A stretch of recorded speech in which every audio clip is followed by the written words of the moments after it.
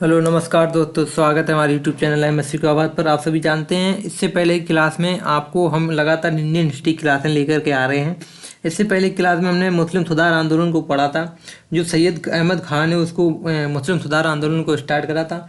उस मुस्लिम सुधार आंदोलन के अंतर्गत उन्होंने अलीगढ़ स्कूल की स्थापना की। इसके बाद अलीगढ़ मुस्लिम यूनिवर्सिटी की स्थापना की।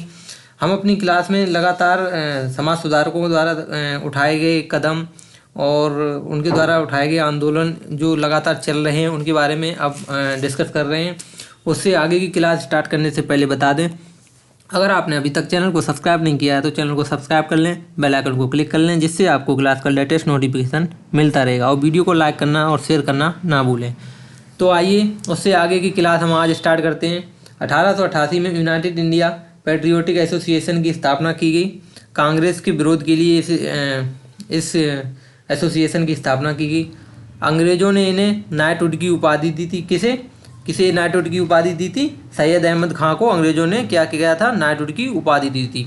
पीरी मुरीदी प्रथा के खिलाफ आंदोलन किया था इन्होंने। अब देखेंगे क्या? देवबंद आंदोलन। देवबंद आंदोलन के प्रवर्तक कौन थे? मोहम्मद कासिम ननौतवी प्लस राशिद मोहम्मद गगोई। उद्देश्य क्या था इस आंदोलन का? अंग्रेजी शिक्षा का विरोध करना, कुरान और हदीस शिक्षा का प्रचार करना। दारुल यानी उलूम की स्थापना करना। दारुल ने क्या करा था? उलूम की स्थापना की थी 1886 में, सहारनपुर डिस्ट्रिक्ट जो पड़ता है यूपी में। इसके बाद स्थापना होती है थियोसॉफिकल सोसाइटी की। यह एक आध्यात्मिक संस्था थी। नस्ल भेद को दूर करने के लिए इसकी स्थापना की गई थी। इसके संस्थापक थे मैडम हेलेना ब्लाटावस्की यूएसए की, तथा हेनरी स्टील अल्काट ये रूस के थे। हेडक्वार्टर इसका कहाँ पे था? न्यूयॉर्क में। 1875 में इसकी स्थापना हुई थी। 1879 में मुंबई में इसका कार्यालय खुला। 1882 में प्रधान कार्यालय चेन्नई में खोला गया इसका। 1889 में एनी बेसेंट थियोसॉफिकल आंदोलन से जुड़ गई थी। 1893 में भारत आई और 1933 में क्या हुआ? एनी बेसेंट की मृत्यु हो गई। 1898 में सेंट्रल हिंदू कॉलेज की स्थापना की गई। 1916 में BHU बना। मदन मोहन मालवीय के प्रयासों से बनारस हिंदू यूनिवर्सिटी का निर्माण हुआ। 1908 में ब्रदर ऑफ सर्विस एंड संस्था को स्थापित किया गया। 1907 में हेनरी अल्काट की मृत्यु हो गई। किसकी मृत्यु हो गई? हेनरी अल्काट की मृत्यु हो गई जो रूस की थी।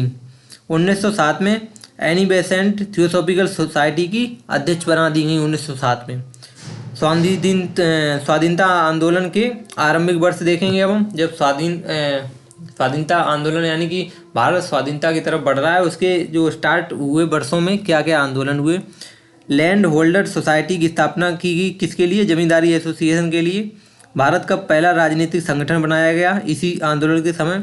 जमींदारों के हितों के लिए ये आंदोलन स्टार्ट हुए।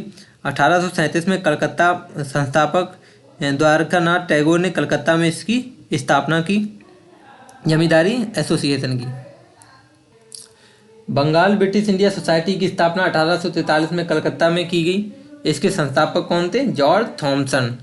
अब देखेंगे ब्रिटिश इंडियन एसोसिएशन 1851 क्या थी? इसके संस्थापक कौन थे? राधाकांत देव और प्रसन्न कुमार टैगोर। देवेंद्रनाथ टैगोर पहले इसके क्या थे? सचिव थे।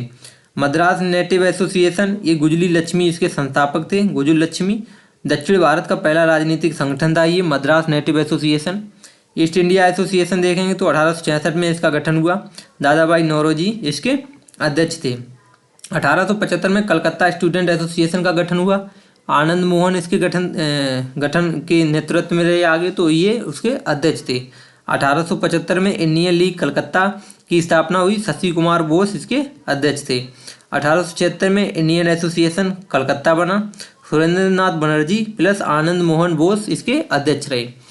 1884 ईस्वी में मद्रास महाजन सभा चेन्नई में स्थापित हुई। इसके आनंद चालू इसके क्या थे? अध्यक्ष थे। 1885 में बॉम्बे प्रेसिडेंसी एसोसिएशन बॉम्बे में स्थापना की गई। किसने की? फिरोज शाह मेहता, KT मलंग और बदरुद्दीन तैयब जी ने इसकी स्थापना की। किसकी? बॉम्बे प्रेसिडेंसी एसोसिएशन बॉम्बे की स्थापना की। अब देखेंगे भारतीय राष्ट्रीय कांग्रेस। इसकी स्थापना कब हुई थी? 28 दिसंबर 1885 में भारतीय राष्ट्रीय कांग्रेस की स्थापना की गई। इसके संस्थापक कौन थे? एलन ऑक्टिवियम ह्यूम, जो हर्मिट ऑफ शिमला के मतलब हर्मिट ऑफ शिमला जो शिमला समझौता हुआ था उस शिमला समझौता में ही इन्होंने इसकी मांग रखी थी। तो इसके संस्थापक कौन थे? AILET ऑक्टेवियम Hume. 1884 में इंडियन नेशनल यूनियन की स्थापना की गई। लाला लाजपत राय ने अपने पत्र यंग इंडिया में सेफ्टी वाल्व सिद्धांत को प्रस्तुत किया था। विभिन्न कथन देखेंगे। अरविंद कुमार दत्त 3 दिन का तमाशा, यानी भारतीय राष्ट्रीय कांग्रेस का जब गठन हुआ तो अरविंद कुमार दत्त ने क्या कहा? ये कहा कि ये 3 दिन का तमाशा है। अब देखेंगे अरविंद घोष ने क्या कहा? कांग्रेस एक भीख मांगने वाली संस्था है। अरविंद घोष ने क्या कहा? कांग्रेस एक भीख मांगने वाली संस्था है। बिपिन चंद्रपाल ने क्या कहा? याचना का ये संस्थान है, यहाँ पे यानी याचना दी जा सकती है। डफरे ने क्या कहा? सूक्ष्मदर्शी अल्पसंख्यकों की संस्था है ये, यानी कि छोटी सोच वालों की, अल्पसंख्यक लोग हैं उनकी मतलब ये संस्था है। बाल गंगाधर तिलक ने क्या कहा? वर्ष में एक बार मेढक की तरह टटराने से कुछ नहीं होगा। यानी कि भारतीय राष्ट्रीय कांग्रेस का जब गठन हुआ तो बाल गंगाधर तिलक ने क्या कहा कि वर्ष में एक बार मेढक की तरह टटराने से कुछ नहीं होगा। यानी इस संस्था को उन्होंने क्या कहा कि ये जब बारिश आ जाती है तभी ये निकल आते हैं, वैसे इनका कोई प्रभुत्व नहीं है। बंकिम चंद्र चटर्जी जी ने क्या कहा इसको? कांग्रेस के लोग पदों के भूखे हैं। सुरेंद्रनाथ बनर्जी जी ने क्या कहा? एक राष्ट्रीय आंदोलन की शुरुआत। यानी सुरेंद्रनाथ बनर्जी जी ने राष्ट्रीय कांग्रेस का जब गठन हुआ तो क्या कहा? यह एक राष्ट्रीय आंदोलन की शुरुआत है। कांग्रेस का गठन 72 प्रतिनिधियों से हुआ था, यानी 72 प्रतिनिधियों के द्वारा कांग्रेस का गठन हुआ था। इसमें वकील थे, कुछ पत्रकार थे, कुछ समाज सुधारक थे। इसमें देखेंगे तो बम्बई के कितने लोग थे? 38 लोग थे। मद्रास से 21 लोग थे। संयुक्त प्रांत से 7 थे। बंगाल से 3 थे और पंजाब से 3 लोग थे। इसमें देखेंगे नरम दल के कौन नेता थे और गर्म दल के कौन नेता थे। तो नरम दल से थे जेकी गोपाल कृष्ण गोखले, यानी जेकी गोखले, फिरोज शाह मेहता, दादा भाई नौरोजी, तैयबजी, रास बिहारी घोष। ये कहाँ से थे? ये नरम दल से रखते थे संबंध।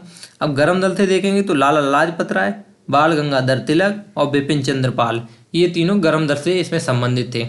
अब देखेंगे कांग्रेस के भारत में जो अधिवेशन हुए, कहाँ कहाँ अधिवेशन हुए, तो आइए अब कांग्रेस के एक एक करके अधिवेशन देखेंगे। वर्ष देखेंगे, इसके बाद स्थान, वहाँ के उनके बिंदु क्या है मेन, और अध्यक्ष कौन था उस मतलब अधिवेशन का।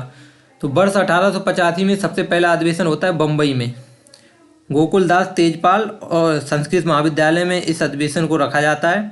इसमें बिंदु देखेंगे मेन क्या है, 72 प्रतिनिधि इसमें शामिल हुए थे। सुरेंद्रनाथ बनर्जी शामिल नहीं हुए थे इसमें। 28 से 31 दिसंबर तक ये बम्बई अधिवेशन चला था। इसके अध्यक्ष कौन थे? व्योमेश चंद्र बनर्जी इसके अध्यक्ष थे। तो पहला कोई पूछेगा पहला कांग्रेस का अधिवेशन कहाँ हुआ था, तो ये बम्बई में पहला कांग्रेस का अधिवेशन हुआ था। अब देखेंगे 1886 में कलकत्ता में होता है, कलकत्ता में अधिवेशन। 4 से 34 प्रतिनिधि इसमें शामिल हुए। राष्ट्रीय कांग्रेस राष्ट्रीय सम्मेलन का इसमें क्या हुआ, इसी द्वितीय जो अधिवेशन हुआ उसमें राष्ट्रीय कांग्रेस और राष्ट्रीय सम्मेलन दोनों का विलय हो गया। इसके जो अध्यक्ष थे दादा भाई नौरोजी थे। 1886 में से 1893 और 1906 तीनों समय तक दादा भाई नौरोजी इसके अध्यक्ष रहे। पहले पारसी व्यक्ति थे जो मतलब कांग्रेस में कलकत्ता अधिवेशन के अध्यक्ष रहे। अब देखेंगे 1887 में तो मद्रास अधिवेशन होता है, ये तीसरा अधिवेशन है कांग्रेस का। प्रतिनिधि इसमें कितने शामिल हुए? 607 प्रतिनिधि शामिल हुए।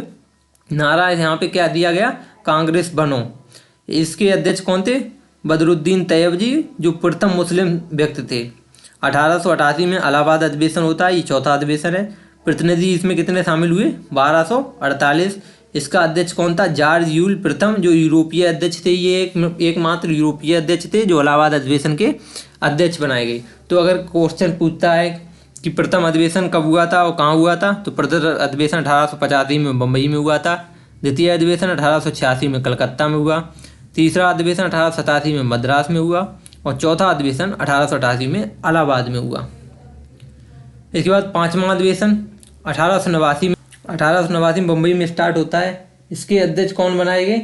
इसके प्रतिनिधि इसमें देखेंगे तो 1889 प्रतिनिधि इसमें शामिल हुए। बैडन बर्न दूसरा, यानी बैडन बर्न ये दूसरा व्यक्ति ऐसा था जो यूरोप का जो इसे प्रतिनिधि बनाया गया, यानी इसे अध्यक्ष बनाया गया 1889 में। किसमें? बम्बई के अधिवेशन में। 1890 में देखेंगे तो कलकत्ता अधिवेशन हुआ। इसमें कादम्बनी गांगुली ने भाग लिया था। किसने? कादम्बनी गांगुली ने इसमें भाग लिया था। फिरोज शाह मेहता इसके अध्यक्ष बनाए गए। 1896 में 12वां अधिवेशन हुआ कलकत्ता में। पहली बार राष्ट्रीय गीत गाया गया इस अधिवेशन में। ड्रेन थ्योरी को स्वीकार कर लिया गया इसमें। इसके अध्यक्ष कौन थे? रहमतुल्ला सयामी इसके अध्यक्ष थे। 1901 में 17वां अधिवेशन होता है कांग्रेस का, ये कलकत्ता में होता है। गांधी जी ने इसमें भाग लिया, यानी देखेंगे आप कौन से अधिवेशन में गांधी जी ने भाग लिया। 1901 में जो कलकत्ता अधिवेशन होता है, 17वां अधिवेशन जिसे कहते हैं, उसमें गांधी जी ने भाग लिया था। दिनसा वाचा इसके कौन थे? अध्यक्ष थे। तो आप सोच रहे होंगे कि 12वां सीधा अधिवेशन हम लेके आए, इसके बाद 17वां लेके आए। इससे ये मतलब नहीं है कि 12वां 17वां लेके आए। जो परीक्षाओं में ज़्यादा महत्वपूर्ण अधिवेशन है, ज़्यादातर पूछे जाते हैं, उन अधिवेशनों को हमने यहाँ पर रखा है। तो 1901 में क्या होता है? कलकत्ता अधिवेशन होता है, एकमात्र ऐसा अधिवेशन है जिसमें गांधी जी ने भाग लिया था। 1904 में बम्बई अधिवेशन होता है, जिन्ना ने भाग लिया था इस अधिवेशन में। हेनरी कॉटन इसके अध्यक्ष थे। 1905 में वाराणसी में अधिवेशन होता है, इसमें स्वदेशी आंदोलन की मांग होती है। गोपाल कृष्ण गोखले इसके अध्यक्ष थे। 1906 में कलकत्ता अधिवेशन होता है। स्वराज शब्द का पहली बार प्रयोग इस अधिवेशन में किया जाता है 1906 में। दादा भाई नौरोजी इसके अध्यक्ष थे। 1907 में फिर सूरत अधिवेशन होता है। कांग्रेस का विभाजन हो जाता है सूरत अधिवेशन में, दो भागों में कांग्रेस बढ़ जाती है, नरम दल और गरम दल। रासबिहारी बोस इसके अध्यक्ष थे। 1911 में कलकत्ता अधिवेशन होता है। पहली बार राष्ट्रगान गाया गया कलकत्ता अधिवेशन में। पंडित बिशन नारायण विपर इसके अध्यक्ष थे। 1916 में लखनऊ अधिवेशन होता है। नरम दल प्लस गरम दल और AIML एक हो जाते हैं, यानी 1916 में जो लखनऊ अधिवेशन होता है, इसमें दोनों दल और AIML ये तीनों दल मिलके एकत्रित हो जाते हैं, यानी लखनऊ अधिवेशन में। इसके अध्यक्ष कौन थे? अंबिकाचरण मजूमदार। 1917 में कलकत्ता अधिवेशन होता है। पहली यूरोपीय महिला अध्यक्ष बनती हैं इसमें, एनी बेसेंट। 1918 में पहला विशेष अधिवेशन होता है दिल्ली में, जिसमें मदन मोहन मालवीय कांग्रेस में फिर से फूट पड़ जाती है। इससे ये कहाँ पर होता है? बॉम्बे में। इसके जो अध्यक्ष कौन थे? हसन इमाम इसके अध्यक्ष थे। इसके बाद 1919 में अमृतसर में अधिवेशन होता है। मोतीलाल नेहरू इसके अध्यक्ष होते हैं। खिलाफत आंदोलन को यहाँ पे क्या होता है? समर्थन दिया जाता है। 1920 में विशेष अधिवेशन होता है कलकत्ता में। लाला लाजपत राय इसके अध्यक्ष होते हैं। नियमित अधिवेशन इसे कहा गया, ये नागपुर में हुआ। विजय हुई थी इसमें किसकी? राघव व चार की इसमें क्या हुआ? इस अधिवेशन में विजय हुई थी। अब देखेंगे 1930 में विशेष अधिवेशन दो होते हैं, एक नियमित अधिवेशन होगा और एक विशेष अधिवेशन। तो विशेष अधिवेशन दिल्ली में होता है। मौलाना अब्दुल कलाम आज़ाद उसके अध्यक्ष थे, सबसे युवा अध्यक्ष थे ये। और नियमित अधिवेशन होगा तो वो काकीनाडा पश्चिम बंगाल में होता है। मोहम्मद अली जो जिन्ना था, यानी मोहम्मद अली जिन्ना नहीं, यहाँ पे मोहम्मद अली थे एक साहब, वो इसके अध्यक्ष थे। 1924 में बेलगांव कर्नाटक अधिवेशन होता है। उन महात्मा गांधी इसमें शामिल होते हैं। कांग्रेस प्लस मुस्लिम लीग इसमें क्या होता है? इस अधिवेशन में अलग अलग हो जाते हैं। 1925 में कानपुर अधिवेशन होता है। सरोजिनी नायडू इसमें अध्यक्ष रहती हैं, पहली भारतीय महिला अध्यक्ष बनती हैं ये। 1926 में गुवाहाटी अधिवेशन होता है। पूर्वोत्तर में भारत में ये पहला अधिवेशन था। श्रीनिवास अयंगर इसके अध्यक्ष होते हैं। कांग्रेस के नेताओं के लिए खादी पहनने के लिए अनिवार्य कर दिया जाता है इस अधिवेशन में। 1929 में लाहौर अधिवेशन होता है। जवाहरलाल नेहरू इसके अध्यक्ष बनाए जाते हैं और पूर्ण स्वराज की मांग रखी जाती है इस अधिवेशन में। कहा जाता है कि हम पूर्ण स्वराज हमें चाहिए। 26 जनवरी 1930 को स्वतंत्रता दिवस मनाया जाएगा। इस अधिवेशन में ये मांग रख दी जाती है। 1931 को कराची में अधिवेशन होता है। सरदार वल्लभ भाई पटेल इसके अध्यक्ष होते हैं। गांधी जी को काले झंडे दिखाए गए और गांधी जी मर सकते हैं लेकिन गांधीवाद नहीं छोड़ सकते। इस जो कराची अधिवेशन हुआ इसमें गांधी जी ने कहा था, गांधी जी को काले झंडे दिखाए गए जब, तो गांधी जी ने कहा था गांधी जी मर सकते हैं लेकिन गांधीवाद नहीं छोड़ सकते। 1937 में फैजपुर में महाराष्ट्र में अधिवेशन होता है। ये पंडित नेहरू इसके अध्यक्ष थे। गांव में आयोजित पहला ये अधिवेशन था। इसके बाद देखेंगे 1938 में हाजीपुरा गुजरात में इस अधिवेशन होता है। इसके अध्यक्ष कौन थे? सुभाष चंद्र बोस इसके अध्यक्ष थे। देशी रियासतों के स्वतंत्रता आंदोलन को इन्होंने इस अधिवेशन में क्या किया था? समर्थन दिया था। 1939 में त्रिपुरी मध्य प्रदेश में अधिवेशन होता है। सुभाष चंद्र बोस, इनके स्थान पर राजेंद्र प्रसाद अध्यक्ष बनाए जाते हैं। पंडित पट्टाभी सीतारमैया को इन्होंने क्या करा था? हराया था इस अधिवेशन में। 1940 से 1945 तक रामगढ़ झारखंड में अधिवेशन होता है। अबुल कलाम इसके अध्यक्ष बनाए जाते हैं, सबसे लंबा कार्यकाल था इनका। 1946 में मेरठ अधिवेशन होता है। JB कृपलानी ये स्वतंत्रता अध्यक्ष बनाए जाते हैं इस समय के। तो आपने सभी ने देखा कि भारत में 1946 तक लगातार अधिवेशन चल रहे हैं और लगातार लोग सुभाष चंद्र बोस, महात्मा गांधी, जे.बी. कृपलानी, पी.टी. सीतारमैया, अब्दुल कलाम, मोहम्मद अली, तो अलग अलग समय पे अलग अलग अधिवेशन में अलग अलग नेता अध्यक्ष बनाए जा रहे हैं, और जवाहरलाल नेहरू।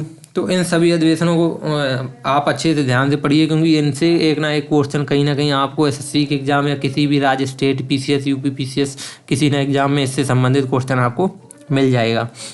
आइए आगे क्लास देखते हैं। कर्जन। अब शासन में कौन आ जाता है? कर्जन आता है। 1898 से 1905 तक रहता है ये शासन में। पुलिस आयोग की स्थापना की थी किसने? कर्जन ने, 1902 में। अध्यक्ष कौन था? एंड्रू फ्रीजर पुलिस आयोग का अध्यक्ष बनाया गया। 1903 में दूसरा दिल्ली दरबार बैठाया, जिसमें एडवर्ड सेवेंथ की ताजपोशी की गई। 1904 में विश्वविद्यालय कानून आया। आशुतोष मुखर्जी ने इसका विरोध किया था। 1904 में प्राचीन स्मारक सुरक्षा कानून बनाया गया। यानी जो एंशियंट हमारे मॉन्यूमेंट्स थे उनकी सुरक्षा कैसे की जाए, 1904 में कर्जन के समय इस पर एक कानून बना दिया गया कि इनकी सुरक्षा करना हमारा दायित्व होगा। इसके बाद होता है कर्जन के समय बंगाल विभाजन। एक तरफ हो जाता है पूर्वी बंगाल, एक तरफ हो जाता है पश्चिमी बंगाल। तो पूर्वी बंगाल में पॉपुलेशन की इतनी हो जाती है 3 करोड़ 10 लाख। उसमें मुस्लिम कितने थे? 1.80 करोड़। हिंदू कितने थे? 1.30 करोड़। क्षेत्र क्या लगता था पूर्वी बंगाल में? असम, ढाका और चटगांव का क्षेत्र। राजधानी क्या थी? ढाका। इस पर नियुक्ति किसकी होती थी? लेफ्टिनेंट गवर्नर ब्लूफील्ड फुलर की इसमें क्या थी? नियुक्ति थी। अब पश्चिमी बंगाल देखें तो पॉपुलेशन 5 करोड़ 30 लाख थी उधर। हिंदू थे 4 करोड़ 40 लाख। मुस्लिम थे 90 लाख। क्षेत्र इसमें क्या था? बिहार, बंगाल, उड़ीसा का क्षेत्र था। राजधानी क्या थी यहाँ की? कोलकाता थी। और लेफ्टिनेंट गवर्नर यहाँ पे कौन था? एंड्रू फ्रीजर यहाँ पे नियुक्त, यहाँ पे भी लेफ्टिनेंट गवर्नर नियुक्त किया गया था ऐसे। इसके बाद विचार होता है। विचार कौन यहाँ पे प्रस्तुत करते हैं? अपने वेडरबर्न। यहाँ के राज्य सचिव कौन बनाए जाते हैं? जिस समय बंगाल विभाजन होता है तो राज्य सचिव कौन बना दिया जाता है? रिस्ले। वायसराय उस समय कौन है? कर्जन। लक्ष्य क्या था इनका? सांप्रदायिकता को जन्म देना, यानी कि जब आपस में ये अलग अलग हो जाएंगे, जब एक दूसरे से दूर हो जाएंगे तो सांप्रदायिक दंगे होंगे, सांप्रदायिकता को जन्म मिल जाएगा। क्या घोषणा की जाती है? 19 जुलाई 1905 को जनता के सामने प्रस्तुत कर दिया जाता है इस चीज़ को। 20 जुलाई को अखबारों में प्रकाशित कर दिया गया इस चीज़ को। 7 अगस्त 1905 को स्वदेशी आंदोलन की शुरुआत होती है। यानी 7 अगस्त 1905 को क्या होता है? स्वदेशी आंदोलन की शुरुआत हो जाती है। 16 अक्टूबर 1905 को बंगाल विभाजन लागू हो गया। क्या हुआ? 16 अक्टूबर को क्या होता है? 1905 को बंगाल विभाजन क्या किया इन्होंने? लागू कर दिया। इसी दिन शोक दिवस मनाया गया, राखी दिवस जिसे कहते हैं। लोगों ने एक दूसरे को राखी बांध के शोक दिवस मनाया। रविन्द्रनाथ टैगोर जी कहते हैं इसे राखी दिवस के नाम से। और शोक दिवस किसने कहा है? रामेंद्र सुंदर ने। 16 अक्टूबर 1905 को वंदे मातरम गाया गया। रविन्द्रनाथ टैगोर ने अमार सोनार बांग्ला लिखा इसी समय। जो बांग्लादेश का राष्ट्रीय गान है अमार सोनार बांग्ला, जी किसने लिखा? रविन्द्रनाथ टैगोर ने। कब लिखा? 16 अक्टूबर 1905 को। सुब्रमण्यम स्वामी ने स्वदेश गीतम लिखा था। क्या लिखा था? स्वदेश गीतम। अब देखेंगे भारतीय राष्ट्रीय आंदोलन।